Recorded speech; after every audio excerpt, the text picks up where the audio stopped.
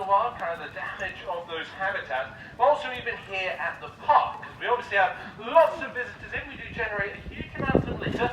We do have lots of bins and things like that around. But the danger with it is that when it does get windy, even the animals which aren't allowed to come out and fly around, they do end up with litter getting blown into their enclosures, sometimes even thrown into their enclosures. These animals can end up eating it and become incredibly sick. So Wilma, hopefully this afternoon is encouraging all of us that if we do have any litter with us, please do take it to your nearest bin to make sure that none of our animals are going to suffer. That said, of course, we are going to come a little bit closer to you guys now, because Wilma here is a very lovely looking bird, like the Junicorns that we started with. Again, quite a large bird, obviously very brightly coloured as well. Now, the bright colours that we see on a macaw, obviously here in the arena, they do stand out quite well, but actually this is a form of camouflage for these birds. So they're up in the treetops where these guys are going to be spending much of their time feeding, or they're going to be looking for things like fruits and berries, and along with those fruits and berries and nuts is a variety of different plants. So those plants might themselves just have different coloured foliage, might have nice flowers on them, any of those fruits and berries as well, also going to be very brightly coloured.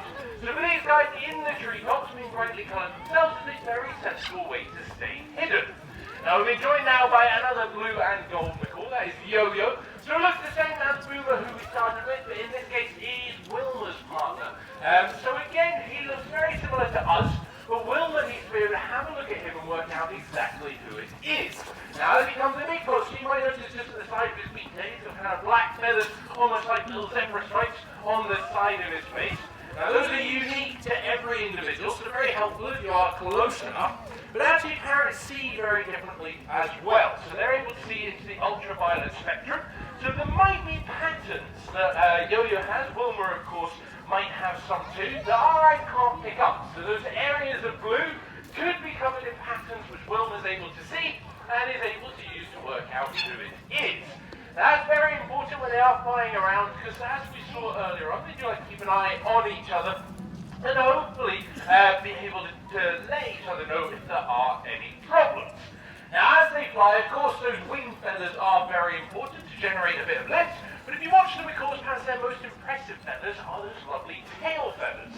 Now tail feathers act a little bit like a rudder on a boat, so they help to steer as they fly around, but with the macaws being quite large birds, they perform a very important function as well as that, which is to act like a brake.